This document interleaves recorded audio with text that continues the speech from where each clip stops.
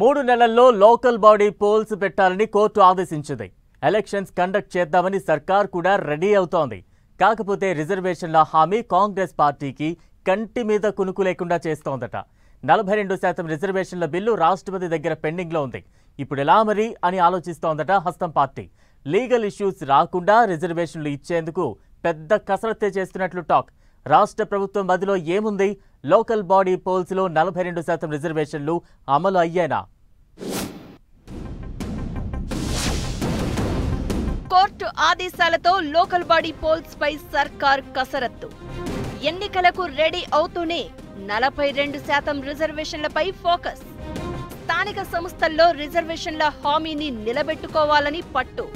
Tamil Nadu formula follow అయ్యే plan. కేంద్రంపై ఒత్తిడి తెచ్చి రిజర్వేషన్లను 9వ షెడ్యూల్లో పెట్టించే స్కెచ్.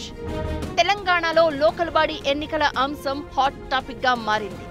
అసెంబ్లీ ఎన్నికల సందర్భంగా కాంగ్రెస్ పార్టీ ఇచ్చిన హామీ విపక్షాలకు ప్రధాన ప్రచారాస్త్రంగా ఉంటుంది.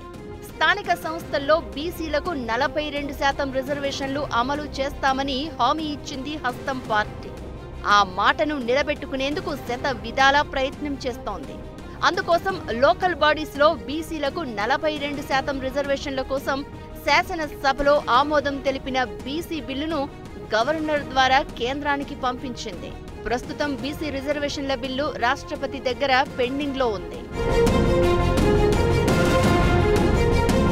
లోకల్ బాడీ ఎన్నికల్లో బీసీ రిజర్వేషన్లు 42% పెంచడానికి కొన్ని అడ్డంకులున్నాయి. వాస్తవానికి ఉమ్మడి రాష్ట్రంలో లోకల్ బాడీ ఎన్నికల్లో బీసీలకు 32% రిజర్వేషన్లు అమలయ్యాయి. కానీ సుప్రీంకోర్టు రిజర్వేషన్లు 50% లిమిట్ మించడానికి వీలు లేదు అని తీర్పు ఇవ్వడంతో రాష్ట్రంలో బీసీ రిజర్వేషన్లు 23%కి పడిపోయాయి.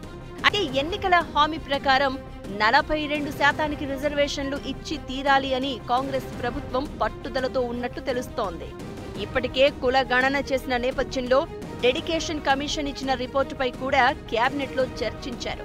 అయితే న్యాయపరమైన చిక్కులు రాకూడదు అంటే పాత విధానాన్నే ఫాలో కావాలని డెడికేషన్ కమిషన్ సూచించింది.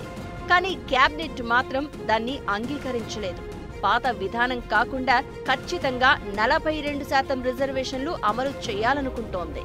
అందుకోసం ప్రభుత్వం న్యాయ నిపుణుల సలహా తీసుకోగా రాష్ట్రపతి నిర్ణయం తీసుకునే వరకు వేచి చూడాలని సూచించినట్లు తెలుస్తోంది. అయితే ఈ మధ్య తమిళనాడు ప్రభుత్వంకు సుప్రీంకోర్టు ఇచ్చిన ఆదేశాలను తెలంగాణ ప్రభుత్వం పరిశీలన చేస్తోంది. తమిళనాడు ప్రభుత్వం చేసిన బిల్లులను రాష్ట్రపతి ఆమోదం తెలపకపోవడంతో 3 నెలల్లో చట్టం చేసుకోవచ్చని సుప్రీంకోర్టు సూచించింది. దీంతో తెలంగాణ ప్రభుత్వం రాష్ట్రపతికి బిల్లు పంపి జూలై 10తో 3 నెలల గడువు ముగుస్తోంది.